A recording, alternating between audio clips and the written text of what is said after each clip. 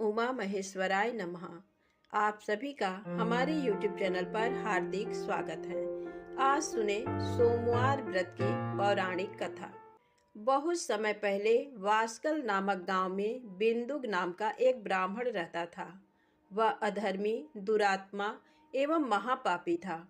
उसकी स्त्री बहुत सुंदर थी। उसका नाम चंचुला था। वह सदा उत्तम धर्म का पालन करती थी, परंतु बिंदु वेश्यागामी था। इस तरह कुकर्म करते हुए बहुत समय व्यतीत हो गया। उसकी स्त्री काम से पीड़ित होने पर भी स्वधर्म नाश के भय से क्लेश सहकर भी काफी समय तक धर्म भ्रष्ट नहीं हुई, परंतु आगे चलकर वह भी अपने दुराचारी पति के आचरण से प्रभावित होकर दुराचारिणी और अपने धर्म से विमुख हो गई। इस तरह दुराचार में डूबे हुए उन पति पत्नी का बहुत सा समय व्यर्थ बीत गया। वेश्यागामी, दूषित बुद्धि वाला व दुष्ट ब्राह्मण बिंदुक समयानुसार मृत्यु को प्राप्त हो नरक में चला गया। बहुत दिनों तक नरक के दुखों को भोग कर वह मूढ़ बुद्धि पापी विंध्य पर्वत पर भयंकर पिशाच हुआ। इधर उस दुराचारी बिंदु के मर जाने पर वह चंचुला नामक स्त्री बहुत समय तक पुत्रों के साथ अपने घर में रहती रही। पति की मृत्यु के बाद वह भी अपने धर्म से गिरकर पर पुरुषों का संग करने लगी थी। सतियां विपत्ति में भी अपने धर्म का पालन करना नहीं छोड़ती। यही तो तप है। तप कठिन तो होता है, लेकिन इसका फल मीठा होता है। एक दिन दैव योग से किसी पुण्य पर्व के आने पर वह अपने भाई बंधुओं के साथ गोकर्ण क्षेत्र में गई। उसने तीर्थ के जल में स्नान किया एवं बंधुजनों के साथ यहाँ वहाँ घूमने लगी। घूमते घूमते वह एक देव मंदिर में गई। वहाँ उसने एक ब्राह्मण के मुख से भगवान शिव की परम पवित्र एवं मंगलकारी कथा सुनी। कथावाचक ब्राह्मण कह रहे थे कि जो स्त्रियां व्यभिचार करती हैं वे मरने के बाद जब यमलोक जाती हैं तब यमराज के दूत उन्हें तरह तरह से यंत्रणा देते हैं। वे उसके कामांगों को तप्त लौह दंडों से दागते हैं। तप्त लौह के पुरुष से उसका संसर्ग कराते हैं। ये सारे दंड इतनी वेदना देने वाले होते हैं कि जीव पुकार पुकार कर कहता है कि अब वह ऐसा नहीं करेगा, लेकिन यमदूत उसे छोड़ते नहीं। कर्मों का फल तो सभी को भोगना पड़ता है। देव, ऋषि, मनुष्य सभी इससे बंधे हुए हैं। ब्राह्मण के मुख से ये वैराग्य बढ़ाने वाली कथा सुनकर चंचुला भय से व्याकुल हो गई। कथा समाप्त होने पर सभी लोग वहां से चले गए। तब कथा बाँचने वाले ब्राह्मण देवता से चंचुला ने कहा, हे ब्राह्मण, धर्म को न जानने के कारण मेरे द्वारा बहुत बड़ा दुराचार हुआ है। स्वामी, मेरे ऊपर कृपा कर मेरा उद्धार कीजिए। आपके प्रवचन को सुनकर मुझे इस संसार से वैराग्य हो गया है। मुझ मूढ़ चित्त वाली पापिनी को धिक्कार है। मैं निंदा के योग्य हूँ। मैं बुरे विषयों में फंसकर अपने धर्म से विमुख हो गई थी। कौन मुझ जैसी कुमार्ग में मन लगाने वाली पापिनी का साथ देगा? जब यमदूत मेरे गले में फंदा डालकर मुझे बांधकर ले जाएंगे और नरक में मेरे शरीर के टुकड़े करेंगे, तब मैं कैसे उन महायातनाओं को सहन कर पाऊंगी? मैं सब प्रकार से नष्ट हो गई हूँ, क्योंकि अभी तक मैं हर तरह से पाप में डूबी रही हूँ। हे ब्राह्मण, आप मेरे गुरु हैं। आप ही मेरे माता पिता हैं। मैं आपके शरण में आई हूँ। मुझ अबला का अब आप ही उद्धार कीजिए। इस प्रकार विलाप करती हुई चंचुला ब्राह्मण देवता के चरणों में गिर पड़ी। तब ब्राह्मण ने उसे कृपा पूर्वक उठाया और इस प्रकार कहा, नारी, तुम सौभाग्यशाली हो जो भगवान शंकर की कृपा से तुमने वैराग्यपूर्ण ये कथा सुनी। कथा सुनकर समय से अपनी गलती का एहसास कर लिया है। तुम डरो मत और भगवान शिव की शरण में जाओ। उनकी परम कृपा से तुम्हारे सभी पाप नष्ट हो जाएंगे। मैं तुम्हें भगवान शिव की कथा सहित वह मार्ग बताऊंगा जिसके द्वारा तुम्हें सुख देने वाली उत्तम गति प्राप्त होगी। शिव कथा सुनने से तुम्हारी बुद्धि शुद्ध हो गई है और तुम्हें पश्चाताप हुआ है तथा मन में वैराग्य उत्पन्न हुआ है। पश्चाताप ही पाप करने वाले पापियों के लिए सबसे बड़ा प्रायश्चित है।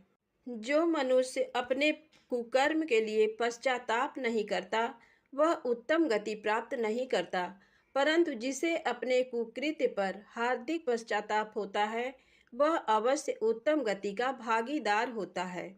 इसमें कोई शक नहीं है। शुद्ध चित्त में ही भगवान शिव व पार्वती का वास होता है। वह शुद्धात्मा पुरुष सदा शिव के पद को प्राप्त होता है। इस कथा का श्रवण सभी मनुष्यों के लिए कल्याणकारी है, अतः इसकी आराधना व सेवा करनी चाहिए। हे ब्राह्मण पत्नी, तुम अन्य विषयों से अपने मन को हटाकर भगवान शंकर की इस परम पावन कथा को सुनो। इससे तुम्हारे चित्त की शुद्धि होगी और तुम्हें मोक्ष की प्राप्ति होगी। जो मनुष्य निर्मल हृदय से भगवान शिव के चरणों का चिंतन करता है उसकी एक ही जन्म में मुक्ति हो जाती है। ये कहकर वे ब्राह्मण चुप हो गए। उनका हृदय करुणा से भर गया। वे ध्यान में मग्न हो गए। ब्राह्मण का ये उपदेश सुनकर चंचुला के नेत्रों में आनंद के आंसू छलक आए। वह हर्ष भरे हृदय से ब्राह्मण देवता के चरणों में गिर गई और हाथ जोड़कर बोली, मैं कृतार्थ हो गई। हे ब्राह्मण, शिव भक्तों में श्रेष्ठ स्वामीन, आप धन्य हैं। आप परमार्थदर्शी हैं और सदा परोपकार में लगे रहते हैं। साधो, मैं नरक के समुद्र में गिर रही हूँ, कृपा कर मेरा उद्धार कीजिए। जिस पौराणिक व अमृत के समान कथा की बात आपने की है उसे सुनकर ही मेरे मन में वैराग्य उत्पन्न हुआ है। उस अमृतमयी कथा को सुनने के लिए मेरे मन में बड़ी श्रद्धा हो रही है। कृपया आप मुझे उसे सुनाइए। कथा सुनने की इच्छा मन में लिए हुए चंचुला उन ब्राह्मण देवता की सेवा में वहीं रहने लगी। उस गोकर्ण नामक महाक्षेत्र में उन ब्राह्मण देवता के मुख से चंचुला भगवान शिव की भक्ति, ज्ञान और वैराग्य बढ़ाने वाली और मुक्ति देने वाली परम उत्तम कथा सुनकर कृतार्थ हुई। उसका चित्त शुद्ध हो गया। वह अपने हृदय में शिव के सगुण रूप का चिंतन करने लगी। वह सदैव शिव के सच्चिदानंदमय स्वरूप का स्मरण करती थी। तत्पश्चात अपना समय पूर्ण होने पर चंचुला ने बिना किसी कष्ट के अपना शरीर त्याग दिया। उसे लेने के लिए एक दिव्य विमान वहां पहुंचा। ये विमान शोभा साधनों से सजा था एवं शिवगणों से सुशोभित था। चंचुला विमान से शिवपुरी पहुंची। उसके सारे पाप धुल गए। वह दिव्यांगना हो गई।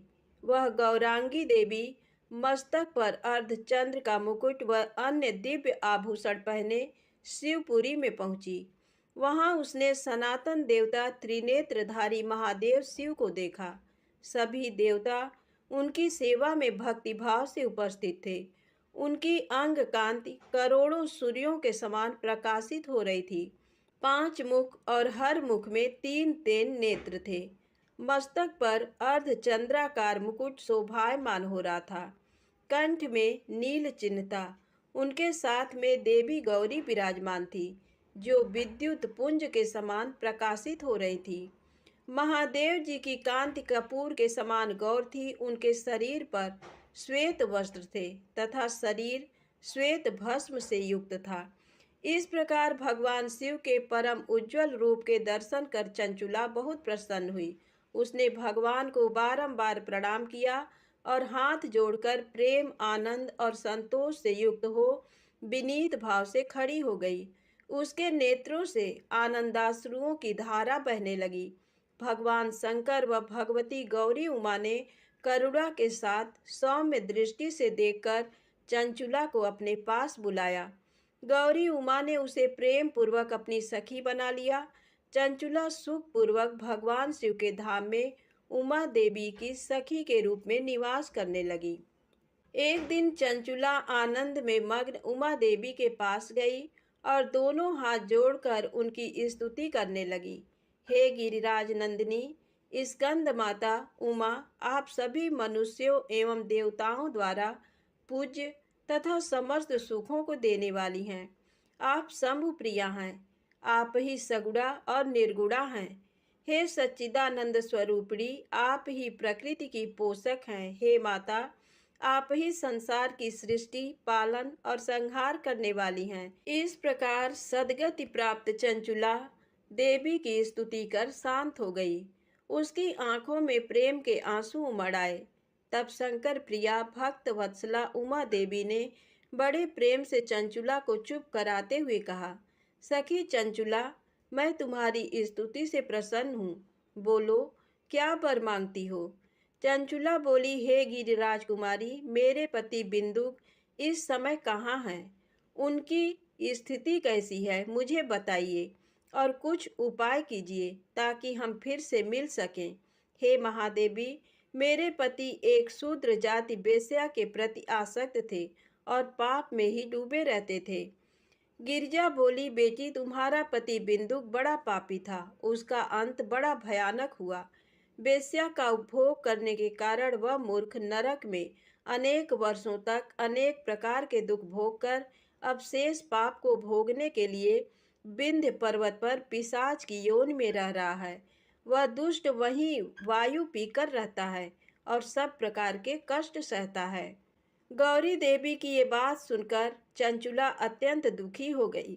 फिर मन को किसी तरह स्थिर करती हुई दुखी हृदय से माँ गौरी से उसने एक बार फिर पूछा, हे महादेवी, मुझ पर कृपा कीजिए और मेरे पापी पति का अब उद्धार कर दीजिए। कृपा करके मुझे वह उपाय बताइए जिससे मेरे पति को उत्तम गति प्राप्त हो सके। गौरी देवी ने कहा, यदि तुम्हारा पति भगवान शिव की पुण्यमयी उत्तम कथा सुने तो वह इस दुर्गति को पार करके उत्तम गति का भागी हो सकता है।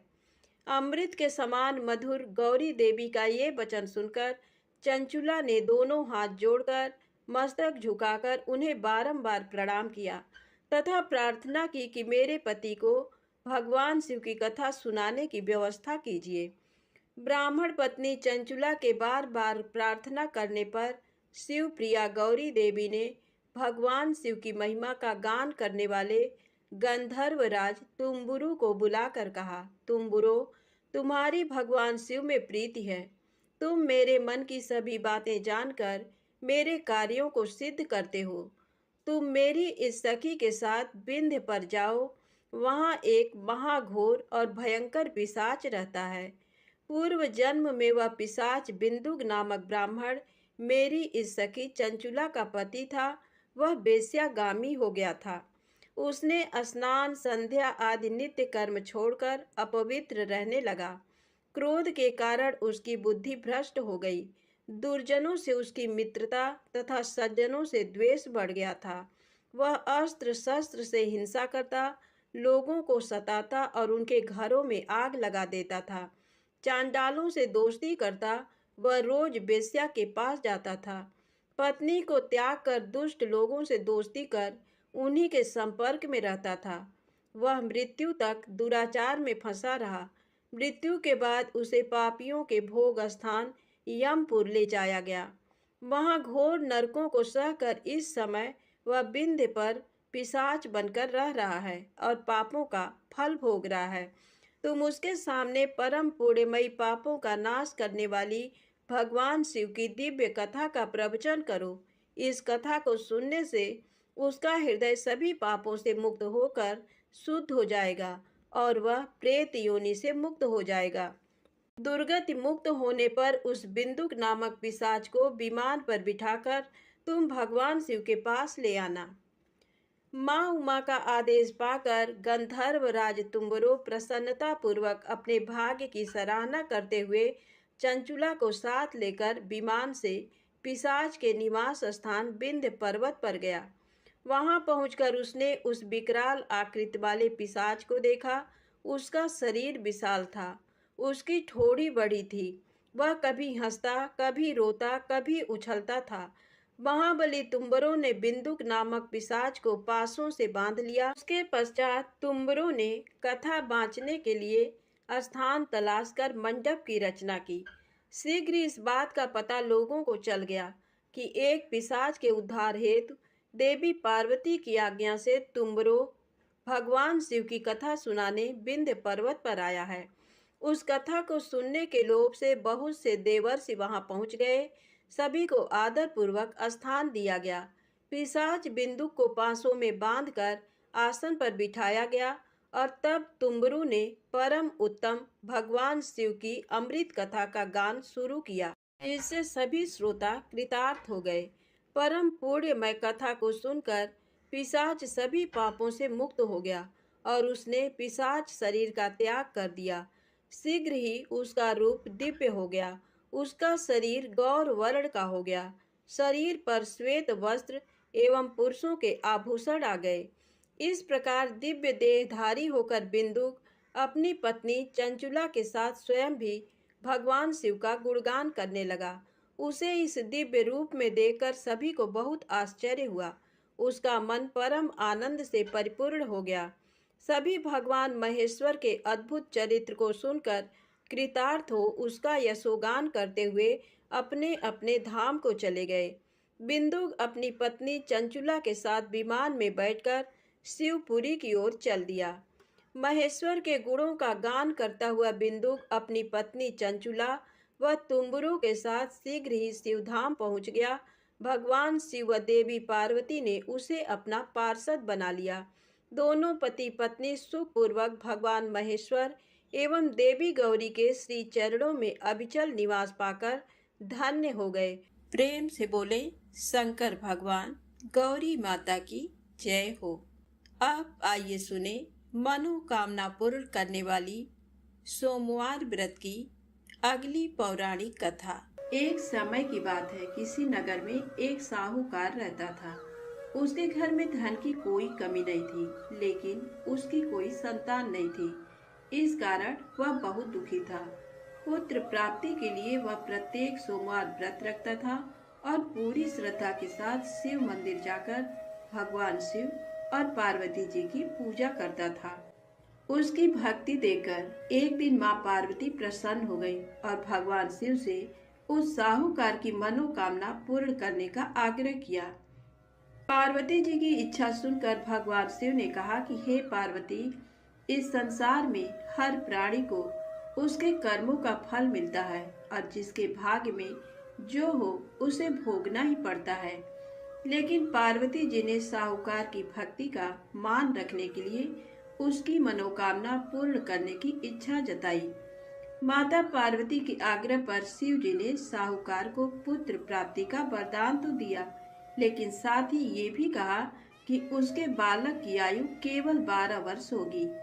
माता पार्वती और भगवान शिव की बातचीत को साहूकार सुन रहा था। उसे ना तो इस बात की खुशी थी और ना ही दुख। वह पहले की भांति शिव जी की पूजा करता रहा। कुछ समय के बाद साहूकार के घर एक पुत्र का जन्म हुआ। जब वो बालक 11 वर्ष का हुआ तो उसे पढ़ने के लिए काशी भेज दिया गया। साहूकार ने पुत्र के मामा को बुलाकर उसे बहुत सारा धन दिया और कहा कि तुम इस बालक को काशी विद्या प्राप्ति के लिए ले जाओ और मार्ग में यज्ञ कराना। जहाँ भी यज्ञ कराओ वहाँ ब्राह्मणों को भोजन कराते और दक्षिणा देते हुए जाना। दोनों मामा भांजे इसी तरह यज्ञ कराते और ब्राह्मणों को दान दक्षिणा देते काशी की ओर चल पड़े। रात में एक नगर पड़ा जहाँ नगर के राजा की कन्या का विवाह था, लेकिन जिस राजकुमार से उसका विवाह होने वाला था वह एक आंख से काना था। राजकुमार के पिता ने अपने पुत्र के काना होने की बात को छुपाने के लिए एक चाल सोची।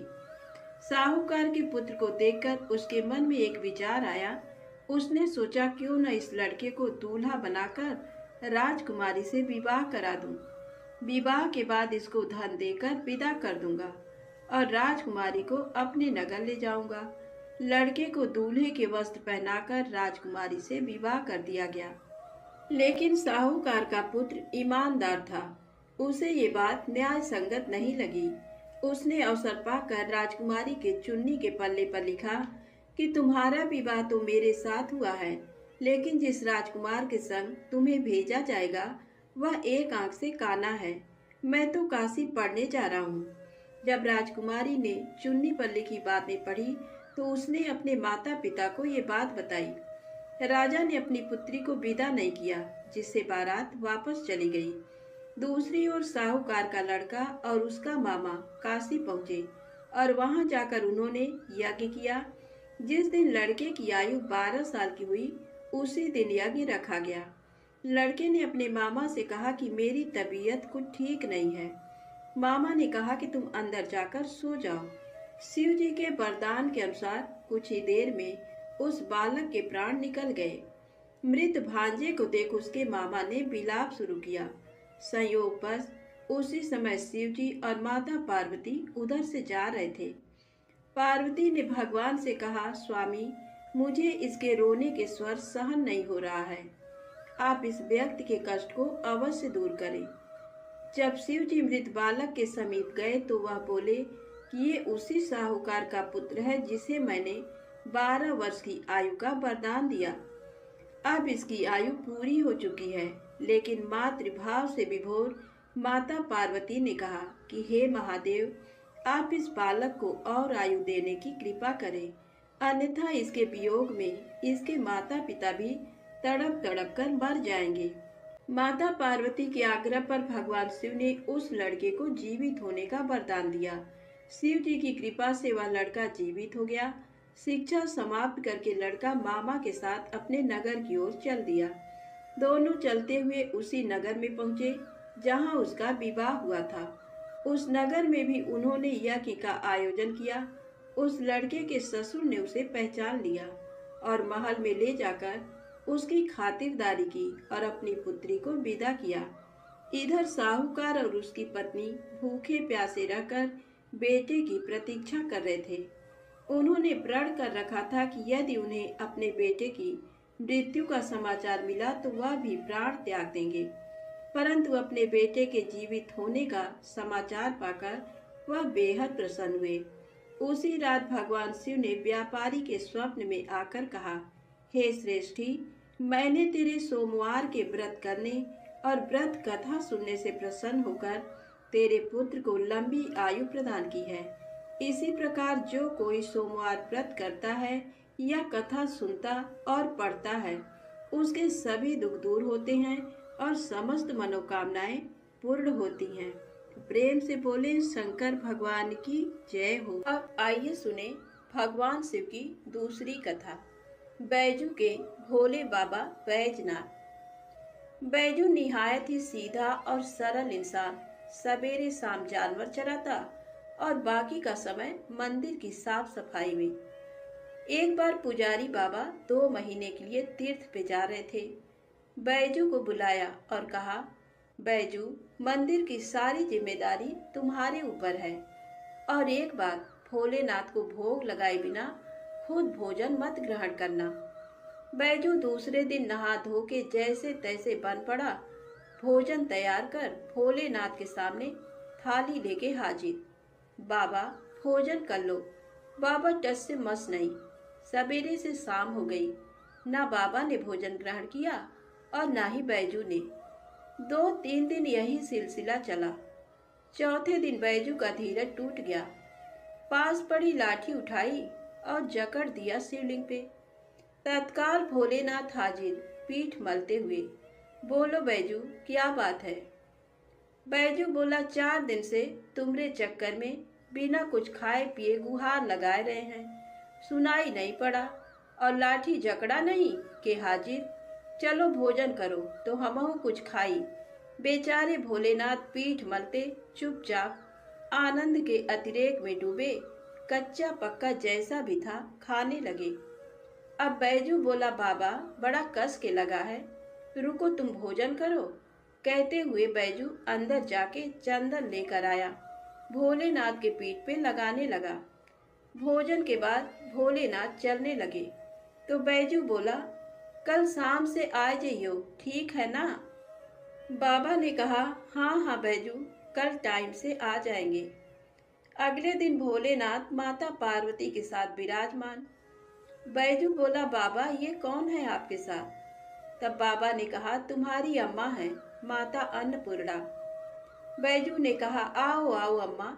तुरंत बेचारा भाग के दरी ले आया, बिछाया, अंदर से 2 थाली में भोजन लेके हाजिर। बाबा ने पूछा, बैजू, तुम्हारे लिए भोजन बचा है ना? बैजू क्या बताता, बोला, हाँ बाबा, चिंता ना करो, बहुत है। आनंद में डूबे अश्रुपूरित नेत्रों से भोजन खत्म किया। तीसरे दिन फिर माता पार्वती के साथ विराजमान, वो भी समय से पहले, बैजू हकबकाया, बाबा आज इतनी जल्दी? माता पार्वती मुस्कुराई, बोली बैजू आज खाना मैं बनाऊंगी।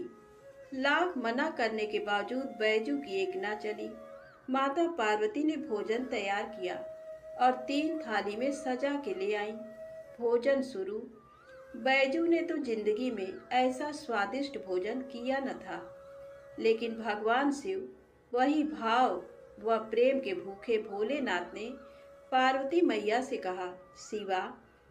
माता ने कहा, हाँ स्वामी, आज भोजन में आनंद नहीं आ रहा है।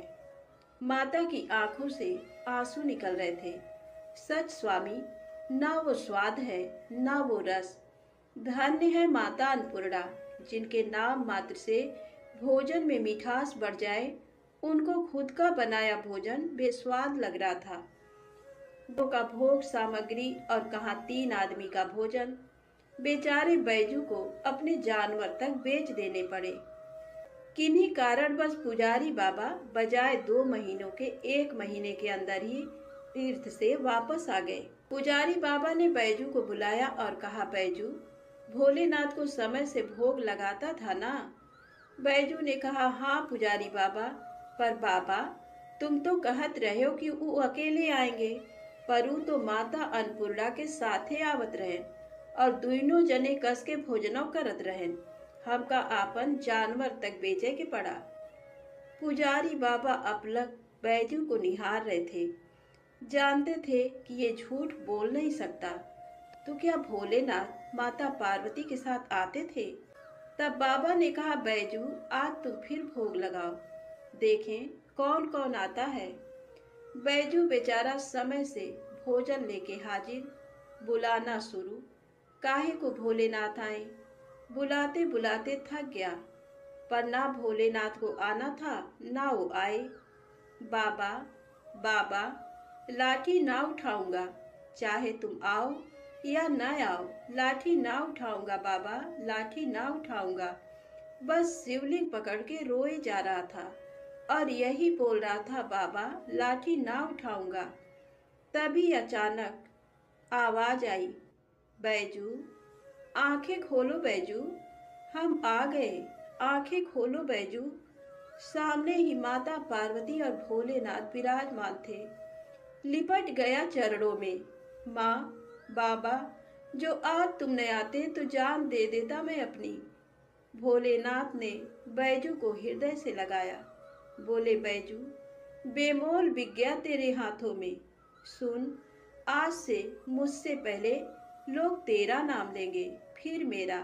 आगे बैजू, पीछे नाथ, बैजनाथ। तो प्रेम से बोले, बाबा बैजनाथ जी की जय हो। आइए सुने भगवान शिव को बिल्व पत्र क्यों है इतने प्रिय। एक बार नारद जी ने भोलेनाथ की स्तुति कर पूछा, प्रभु, आपको प्रसन्न करने के लिए सबसे उत्तम और सुलभ साधन क्या है? हे त्रिलोकीनाथ, आप तो निर्विकार और निष्काम हैं। आप सहज ही प्रसन्न हो जाते हैं। फिर भी मेरी जानने की इच्छा है कि आपको क्या प्रिय है।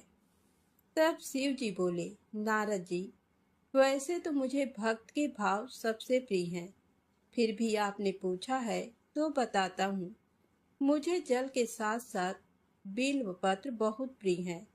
जो अखंड बिल्व पत्र मुझे श्रद्धा से अर्पित करते हैं, मैं उन्हें अपने लोक में स्थान देता हूँ।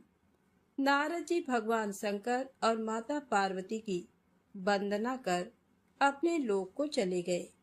उनके जाने के पश्चात पार्वती जी ने शिव जी से पूछा, हे प्रभु, मेरी ये जानने की बड़ी उत्कट इच्छा हो रही है कि आपको बिल्व पत्र इतने प्रिय क्यों हैं। कृपा करके मेरी जिज्ञासा शांत करें। तब शिव जी बोले, हे शिवे, बिल्व के पत्ते मेरी जटा के समान हैं। उसका त्रिपत्र यानी 3 पत्ते ऋग्वेद, यजुर्वेद और सामवेद हैं। शाखाएं समस्त शास्त्र का स्वरूप हैं।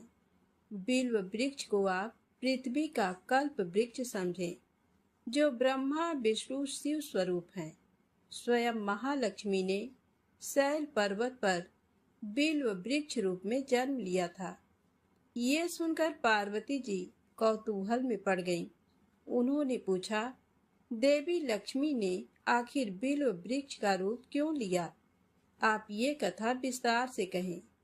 तब भोलेनाथ ने माता पार्वती को कथा सुनानी शुरू की। हे देवी, सतयुग में ज्योति रूप में मेरे अंश का रामेश्वर लिंग था। ब्रह्मा आदि देवों ने उसका विधिवत पूजन अर्चन किया था।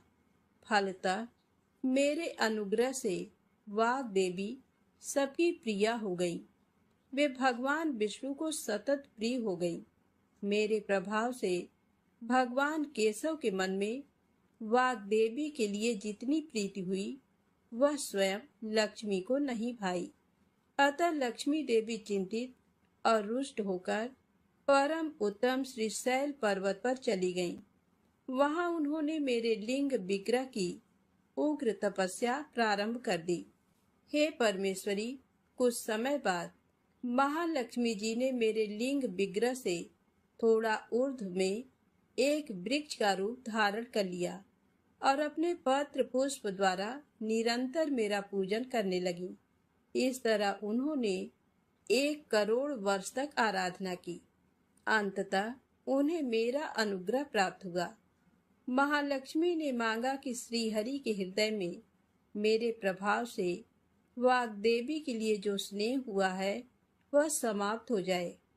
शिव जी बोले, हे पार्वती, मैंने महालक्ष्मी को समझाया कि श्रीहरि के हृदय में आपके अतिरिक्त किसी और के लिए कोई प्रेम नहीं है। वाग्देवी के प्रति तो उनकी श्रद्धा है।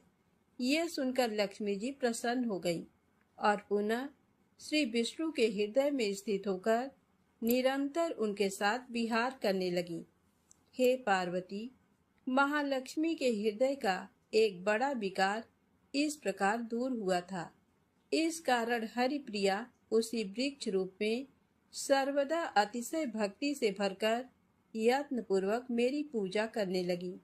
बिल्व इस कारण मुझे बहुत प्रिय है और मैं बिल्व वृक्ष का आश्रय लेकर रहता हूँ। बिल्व वृक्ष को सदा सर्व तीर्थमय एवं सर्वदेवमय मानना चाहिए, इसमें तनिक भी संदेह नहीं है। बिल्व पत्र, बिल्व फूल, बिल्व वृक्ष अथवा बिल्व काष्ठ के चंदन से जो मेरा पूजन करता है वह भक्त मेरा प्रिय है। बिल्व वृक्ष को शिव के समान ही समझो, वह मेरा शरीर है। जो बिल्व पर चंदन से मेरा नाम अंकित करके मुझे अर्पण करता है, मैं उसे सभी पापों से मुक्त करके अपने लोक में स्थान देता हूँ। उस व्यक्ति को स्वयं लक्ष्मी जी भी नमस्कार करती हैं। जो बिल्व मूल में प्राण छोड़ता है उसको रुद्र देह प्राप्त होता है। तो प्रेम से बोले, शंकर भगवान की जय हो। आइए सुने दूसरी पौराणिक कथा। एक समय शिव जी महाराज पार्वती जी के साथ हरिद्वार में घूम रहे थे। पार्वती जी ने देखा कि सहस्त्रों मनुष्य गंगा में नहा नहाकर हर हर गंगे कहते चले जा रहे हैं, परंतु प्रायः सभी दुखी और पाप परायण हैं। तब पार्वती जी ने बड़े आश्चर्य से शिव जी से पूछा कि हे देव, गंगा में इतनी बार स्नान करने पर भी इनके पाप और दुखों का नाश क्यों नहीं हुआ? क्या गंगा में सामर्थ्य नहीं रहा? तब शिव जी ने कहा, प्रिय, गंगा में तो वही सामर्थ्य है, परंतु इन लोगों ने पापनाशनी गंगा में स्नान ही नहीं किया है, तब इन्हें लाभ कैसे हो? पार्वती जी ने आश्चर्य से कहा कि स्नान कैसे नहीं किया? सभी तो नहा नहा कर आ रहे हैं, अभी तक इनके शरीर भी नहीं सूखे हैं। तब शिव जी ने कहा, ये केवल जल में डुबकी लगाकर आ रहे हैं, तुम्हें कल इसका रहस्य समझाऊंगा। दूसरे दिन बड़े जोर की बरसात होने लगी। गलियां कीचड़ से भर गईं। एक चौड़े रास्ते में एक गहरा गड्ढा था। चारों ओर कीचड़ भर रहा था। शिव जी ने लीला से ही वृद्ध रूप धारण कर लिया और दीन विवश की तरह गड्ढे में जाकर ऐसे पड़ गए जैसे कोई मनुष्य चलता चलता गड्ढे में गिर पड़ा हो और निकलने की चेष्टा करने पर भी नहीं निकल पा रहा हो। पार्वती जी को उन्होंने ये समझाकर गड्ढे के पास बैठा दिया कि देखो, तुम लोगों को सुना सुनाकर यूं पुकारती रहो कि मेरे वृद्ध पति अकस्मात गड्ढे में गिर पड़े हैं। कोई पुण्यात्मा इन्हें निकालकर इनके प्राण बचाए और मुझ असहाय की सहायता करे। शिव जी ने ये और समझा दिया कि जब कोई गड्ढे से मुझे निकालने को तैयार हो तब इतना और कह देना कि भाई, मेरे पति सर्वथा निष्पाप हैं और इन्हें वही छुए जो स्वयं निष्पाप हो। यदि आप निष्पाप हैं तभी इनको हाथ लगाइए, नहीं तो हाथ लगाते ही आप भस्म हो जाएंगे। पार्वती जी तथास्तु कहकर गड्ढे के किनारे बैठ गई और आने जाने वालों को सुना सुनाकर शिव जी की सिखाई हुई बात कहने लगी। गंगा में नहाकर लोगों के दल आ रहे हैं। सुंदर युवती को यूं बैठी देख कईयों के मन में पाप आया। कई लोग लज्जा से डरे तो कईयों को कुछ धर्म का भय हुआ, कई कानून से डरे। कुछ लोगों ने तो पार्वती जी को ये भी सुना दिया कि मरने दे बुढ़े को, क्यों उसके लिए रोती है। आगे और कुछ दयालु सच्चरित्र पुरुष थे। उन्होंने करुणा बसो युवती के पति को निकालना चाहा, परंतु पार्वती के वचन सुनकर वे भी रुक गए। उन्होंने सोचा कि हम गंगा में नहाकर आए हैं तो क्या हुआ, पापी तो हैं ही, कहीं होम करते हाथ न जल जाए। बूढ़े को निकालने जाकर इस स्त्री के कथनानुसार हम स्वयं भस्म न हो जाएं। किसी को साहस नहीं हुआ। सैकड़ों आए, सैकड़ों ने पूछा और चले गए। संध्या हो चली। शिव जी ने कहा, पार्वती, देखा आया कोई गंगा में नहाने वाला। थोड़ी देर बाद एक जवान हाथ में लोटा लिए हर हर गंगे करता हुआ निकला। पार्वती जी ने उसे भी वही बात कही। युवक का हृदय करुणा से भर आया। उसने शिव जी को निकालने की तैयारी की। तभी पार्वती जी ने रोक कर कहा कि भाई, यदि तुम सर्वथा निष्पाप नहीं होगे तो मेरे पति को छूते ही जल जाओगे। उसने उसी समय बिना किसी संकोच के दृढ़ निश्चय के साथ पार्वती जी से कहा कि माता, मेरे निष्पाप होने में तुझे संदेह क्यों होता है? देखती नहीं, मैं अभी गंगा नहाकर आया हूँ। भला गंगा में गोता लगाने के बाद भी कभी पाप रहते हैं? तेरे पति को निकालता हूँ। युवक ने लपक कर बूढ़े को ऊपर उठा लिया। शिव जी और पार्वती जी ने उसे अधिकारी समझकर अपना असली स्वरूप प्रकट कर उसे दर्शन देकर कृतार्थ किया। शिव जी ने पार्वती से कहा कि इतने लोगों में से इस एक ने ही गंगा स्नान किया है। इसी दृष्टांत के अनुसार जो लोग बिना श्रद्धा और विश्वास के केवल दम्भ के लिए गंगा स्नान करते हैं, उन्हें वास्तविक फल नहीं मिलता। परंतु इसका ये मतलब नहीं कि गंगा स्नान व्यर्थ जाता है। विश्वास के साथ किए गए गंगा स्नान का मिलता है वास्तविक फल। शिव जी ने कहा, मैं आपसे भली भांति निश्चित किया हुआ सिद्धांत कहता हूँ। मेरे वचन मिथ्या नहीं है कि जो मनुष्य श्रीहरि का भजन करते हैं वे अत्यंत दुस्तर संसार सागर को सहज ही पार कर जाते हैं। तो प्रेम से बोलें, शंकर भगवान की जय हो, गौरी माता की जय हो।